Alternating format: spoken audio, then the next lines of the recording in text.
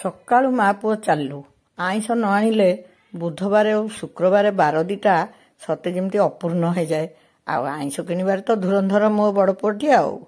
ତା ସାଙ୍ଗରେ ମୁଁ ଗଲି। ସେ କହିଲା ନା, ମୁଁ କହିଲି ତୁ 4 ନମ୍ବରକୁ ଯିବୁ ମାନେ ଅତି କମରେ 7 ଦିନ ପାଇଁ ଆଇଁଷ ନେଇଆ। ଫେର ଏଠି କାହିଁ କିଏ କିଣିବ? ସେଠି ତ ସବୁ ଭଲ ମିଳେ। ସେ କହିଲା ଯଦି ଅଧିକ ଆସିବ ତାହେଲେ ତୁ ଚାଲ, ତୁ ନ ଗଲେ ମୁଁ ଖାଲି କଙ୍କଡ଼ା କି ଯାହା ଗୋଟାଏ ପ୍ରକାର କହିବୁ ଧରିକି ପଳେଇ ଆସିବି। ବୋପା ଲୋ, ସେଠି ପହଞ୍ଚିଲା ବେଳକୁ ଗାଡ଼ି ରଖିବାକୁ ଜାଗା ନାହିଁ। କେତେ ଗଞ୍ଜା। ମୁଁ କହିଲି ମୋ ପିଲାଙ୍କୁ ଆଣିଥିଲେ ଭଲ ହେଇଥାନ୍ତାରେ। ନା ଭିତରକୁ ଚାଲୁନୁ, ପିଲାଙ୍କୁ ଆଣିବୁ। ତୁ ଦେଖିପାରିବୁ କି ନାହିଁ ଜଣା ନାହିଁ। କହିଲା ପିଲାଙ୍କୁ ଏଠିକି ଆଣିବ। କେତେ ଗହଳି ପୁଣି ଜାଣିଛୁ ନା। ହେଲୋ ମା, ଅଣ୍ଡାଠୁ କୁକୁଡ଼ାଠୁ ମାଛଠୁ ଖାସିଠୁ କୋଉ ଆଇଁଷଟା ସେଠି ନାହିଁ ରେ ବାବା। ଏଗୁଡ଼ାକ ବୋଧେ ହେଉଛି ଇଲିଶି ମାଛ। ୟାକୁ ପୁଲିସ ଭାଇମାନେ ଖାଇବେ, ଆମେ ତାକୁ ଖାଇପାରିବାନି। ତାପରେ ଆମର ତ ପ୍ଲାନ୍ ଥିଲା କଙ୍କଡ଼ା ଆଣିବାକୁ। ମୁଁ କହିଲି ମୁଁ କିଛି ବଛାବଛି କରିପାରିବିନି, ଖାଲି କ'ଣ କ'ଣ ଯିବ ମୁଁ ତତେ କହିଦେବି। ତାପରେ କଙ୍କଡ଼ା କିଣିଦେଲୁ। କଙ୍କଡ଼ା କାରବାର ଦେଖିକି ମୁଁ ସତରେ କାବା ହେଇଗଲି। ମଲା କଙ୍କଡ଼ାକୁ ବି ଧରିକିରି ବାଛିଲା ବେଳକୁ ଡର ଲାଗେ, କାଳେ ତା ଗୋଡ଼ ଫୋଡ଼ ବାଜିଯିବ। କେମିତି ସେମାନେ ତାକୁ ଧରିକି ମୋଡାମୋଡ଼ି କରୁଥିଲେ। କଙ୍କଡ଼ା କିଣିସାରି ମୁଁ କହିଲି ଚାଲ ସବୁଆଡ଼େ ବୁଲିବା ଦେଖିବା। ପାମ୍ପଲେଟ୍ ମାଛ ରେଟ୍ ପଚାରିଲି, ଆକାଶ ଛୁଆଁ। ମୁଁ କହିଲି ନାଇଁ ଥାଉ, ଆଜି ତାକୁ ନବାନି। ତାପରେ ଯାଇକି ସବୁଆଡ଼େ ଟିକେ ଖୋଜାଖୋଜି କରି ଦେଖିଲା ବେଳକୁ ହଲୋ ବୋଉ, ସେପଟେ ବି କଙ୍କଡ଼ା ବିକ୍ରି ହଉଥିଲା। ଦେଖୁନାହିଁ ତାକୁ କିନ୍ତୁ ଗୋଡ଼ରେ ମାଡ଼ିଛନ୍ତି। ନହେଲେ ସେ ଡଗଡଗ ହେଇ ଚାଲି କୁଆଡ଼େ କାମୁଡ଼ି ଦେବ ଯଦି ନା ବେପାର ସଇଲା। ଆଙ୍ଗୁଳିରୁ ଫାଳେ ନେଇଯିବ, ଜେଡ଼େ ଜେଡ଼େଟା ମାନ ହେଇଛି। ଆମେ ସେଠୁ ସେପଟ ଏପଟ ଦେଖିକିରି ଏଇଠି ହିଁ କଙ୍କଡ଼ା ନେବାକୁ ଠିକ୍ କଲୁ। ଆଉ ସେଇଠୁ ଆଗ କଙ୍କଡ଼ାଟା କିଣିକିରି ରଖିଦେଲୁ। କଙ୍କଡ଼ା କିଣି ସାରିଲା ପରେ ସବୁଆଡ଼େ ଖାଲି ନଜର କରିଥିଲୁ, କିଛି କ'ଣ କ'ଣ ନେବୁ ମା ପୁଅ ଆଉ ଫାଇନାଲ କରିନଥିଲୁ। ଏତିକି ଗହଳି ସିଏ। ବୋଲେ ହେ ପ୍ରଭୁ, ୟା ପୂର୍ବ ମାସଟା ପରା ଥିଲା ଶ୍ରାବଣ ମାସ।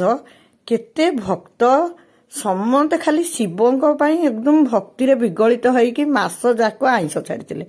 ତାହେଲେ ସେ ମାସ ଯାକ କ'ଣ ଚିନ୍ତା କରୁଥିଲେ କୋଉ ଦିନ ଶ୍ରାବଣ ମାସ ସରିବ ଆଉ ଆମେ ଆଇଁଷ ଖାଇବୁ। ଏତିକି ଭିଡ଼। ପାଖରେ ଯାଇ ଦେଖିଲା ବେଳକୁ ପୋହଳା ମାଛ, ଚୁନା ମାଛ। ମୁଁ ନାଇଁ, ଚୁନା ମାଛ ଆଜି ନେଇକି ବାଛି ହବନି, ଆଉ ଖାଲି ପୋହଳା ଧର। ଆଲୋ ଏ କି କଙ୍କଡ଼ା, ଏତେ ସୁନ୍ଦର ରଙ୍ଗ। ମୁଁ ଭାବିଲି ଏଇଟା ବୋଧେ ବଢ଼ିଆ କଙ୍କଡ଼ା। ରେଟ୍ ପଚାରିଲି, ପୁରା କମ୍ କହିଲା। ମୁଁ ପୁଅକୁ କହିଲି ଆଇଲୁ ବାପା, ଏଇ କଙ୍କଡ଼ା ନେବା। କହିଲା କ'ଣ ବାପାଙ୍କଠୁ ଗାଳି ଖାଇବାକୁ ଇଚ୍ଛା ହେଉଛି? ସେଗୁଡ଼ା ଭଲ କଙ୍କଡ଼ା ନୁହଁ। ସେ କଙ୍କଡ଼ା ଛାଡ଼ିକି ପଳେଇ ଆସିଲା ବେଳକୁ ଏତିକି ଲୋକ ବସି ମାଛ କାଟୁଛନ୍ତି। ବୋଉ ଲୋ, ମୁଁ ସେଠୁ ପଳେଇ ଆସିଲି। ଏ ମା ଜଣକ ବଢ଼ିଆ ଚିଙ୍ଗୁଡ଼ି ବିକ୍ରି କରୁଥିଲେ, ଭାରି ସଜ ସଜ ଦେଖାଉଥିଲା। ମୁଁ ତ ଅଧିକ ଆଇଁଷ ଆଣିବି ବୋଲି ସାଙ୍ଗରେ ଯାଇଛି। ସେଇଥିରୁ ଚିଙ୍ଗୁଡ଼ି ଆଣିଲି, ପୋହଳା ଆଣିଲି, ଚିଙ୍ଗୁଡ଼ି ଆଣିଲି, କଙ୍କଡ଼ା ଆଣିଲି। ଆଉ ସେଇ ଯେଉଁ ନାଲି ନାଲି ଛଇଲି କଙ୍କଡ଼ା, ମୁଁ ଭାବିଲି ଏ ଭଲ ସୁନ୍ଦରିଆ କଙ୍କଡ଼ା ଅଳ୍ପ ଦାମରେ ମିଳୁଛି। ମୋ ପୁଅ ତାଗିଦା କରିଦେଲା, ମୁଁ ସେଠୁ ପଳେଇ ଆଇଲି। କହିଲେ ଏଗୁଡ଼ା ଭଲ କଙ୍କଡ଼ା ନୁହଁ, ଆକୁ ନେଲେ ବାପା ମୂଳରୁ ଖାଇବେନି। ଦେଖୁନାହାନ୍ତି, ଫେର ସେଠି ଦେଖିଲା ବେଳକୁ ଶୁଖୁଆ ଦୋକାନ। ଆଲୋ ବାପଲୋ, ସବୁ ପ୍ରକାର ଶୁଖୁଆ ସେଠି। ଯୁଆଡ଼େ ଦେଖ ଖାଲି ଆଇଁଷ କାରବାର। ଖାସି କଟା ହଉଛି ଲୋ ମା, ଯୋଡ଼ା ଯୋଡ଼ା। ସେଠୁ ମୁଁ କହିଲି ବାପାରେ, ତୁ ଆକୁ କିଣାକିଣି କର। ଆଉ କ'ଣ ନେବୁ? ନା ଅଣ୍ଡା ନିଆହବ, ଚିକେନ ନିଆହବ। ମୁଁ କହିଲି ହଉ ତୁ ଆଣେ ଚିକେନ, ମୁଁ ଯାଉଛି ଟିକେ ପରିବାପତ୍ର ବି ତ ଭଲ କ'ଣ ଦେଖାଉଛି।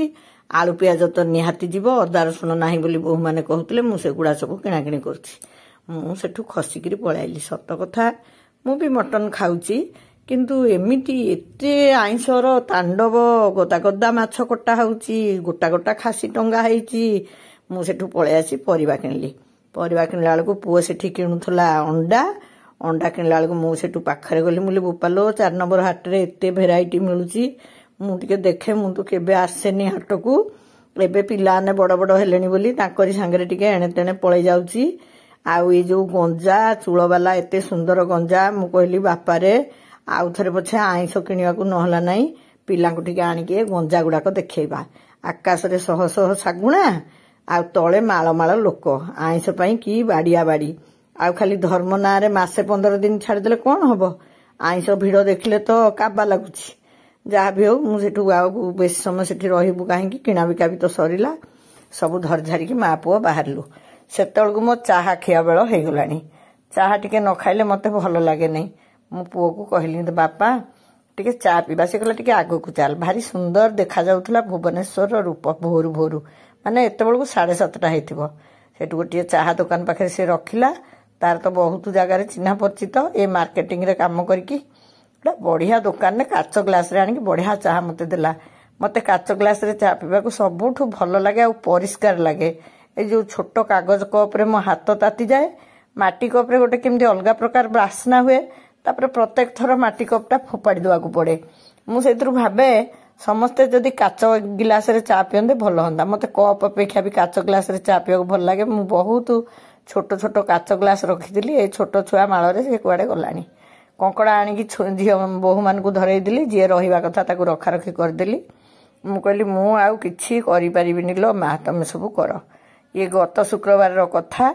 से माने बढ़िया कंकड़ा तरकारी करथिले, किंतु छड़ा छड़ी कला बेले बा तरकारी कला बेले आउ वीडियो कर नथिले। आउ जदि केबे कंकड़ा आनिबी मु निजे ताकू बछा धुआ करके आपण मानकू देखैबी कंकड़ा केमती सफा करा जाए, आउ केमती रोसई करा जाए। गत थर कथा मने पकेकी मने मने भाबिली गत थर तो कंकड़ा हैची, आज तो शुक्रवार, आज कौन हम मो पुओ साते सियाड़ू मटन धरिकी चली आसले। से बड़ पुओ तो आउ कौन हेटू गत थर कथा मने पकेकी मु कहली बोहू मानू कहली मुली मारे आज भी मु किछि करि परिबिनी। मो देह होला दिनु मु खाली बसिकी सासुगिरी करची। आउ से पछ कथा सब गपिली। तांकू कहली मटन टा दियो, मु खाली गोला गोली करी थोई देबी, आउ किछि करि परिबिनी। से कहले बो आमे कोन तो मु कहउछु, तमे तो मिसुच, आम बा दी जण हेलुनी, तमे कले खुशी न कले आहुरी खुशी। मु नाइ नाइ टिके गोळेई देबी दे। सेटू मोर तो टिके बापांग स्टाइल ले चकटिबाकू भारी भल लागे। आउ जहाले शाशुटा एकदम गोड़ हाथ टेकी बसिबी, गोटे पिला गुडा रांधुथिबे मते भी भल लागबनी। से सबु आनिकी जोगाई देले मु करिले तांकू बेसी बोधे परिश्रम पड़ुथबो। से जो मो बोलो हाक करी मो पाखकू आनी थोइबारे। जहा भी हो मटन टा भलरे न गोळेले मते काहे लागे तरकारीटा स्वाद हबनी। आउ तेणु मटन को बढ़िया रकम चकटा चकटी करी थोईदेली। बापा कथा भी मन पकाउथली, अतीत कथा भी मन पड़ुथला। ये मटन खाती सत, केबे भी मटन किनिबाकू जांतीनी। सेथिपाई गोटे कपिला बोली मोर गोटे गप अछि, केबे आपनको पढ़िकी सुनेबी जे से काहेकि मटन किनिबाकू जांतीनी। किंतु पिला दिनरु जेहेतु गोटे खाद्य तालिकार मटनटा रही जाइछि, से मटन खाती सत, किंतु केबे भी से मटन किनिबाकू जांतीनी। मोर पिलाने जेतेले छोट छोट हितिले, छोट पिला सी कोन बुझिबे बापा काहेकि मटन किनियाकू जाउ नाहंती बोली। आउ सेमानकर तो इच्छा हुए। सेतेबेले तो मो बड़ पुओ मटन किनियाकू योग्य होई नथिला। मु निजे जाइकी पाइकनगर छकरू बहुत थर मु मटन किनिक आनिछि। सेठी मोर गोटे मटन दुकान चिन्हा थिला। मु स्कूटी नेकी जाइकी सेठू मटन किनिछि। मु जीवन में बहुत प्रकार काम करिछि, काहेना कोनोसी कामटाकू पारिबिनी बोली मु केबे भाबेनी। मो परिवार रो जोटा आवश्यकता पड़े सेटा मु करे। का मो पिलाने कोन आउ मटन टिके खाइबेनी, से जाउ नाहंती बोली सेते मु जाई निजे मटन किने। मो पुओ को सबले सांगरे निए, बड़ पुओ को। तापरे सी जेते निजे टिके बड़ हो गला, स्कूटी फुटी चलेइला, तेबेठू मु आउ मटन दुकान जीवा छाड़ी दिली। एबे गाड़ी हेलारु डाकुचंती, सांगरे जाउची मार्केट को, खुशी रे किना किणी करछंती। मु भी देखुची, एबे भी वीडियो भी करची। एइथि पई मु जाउची। आ मटन गोला गोली करी ताकू देई देली। एबे खाली कही देइछि आपनको, एबे खाली सासुगिरी करूनी मु आउ तरकारी। तेणु जो आउ आमर तो सेई पियाज रसुण अदारे मटन रोसई।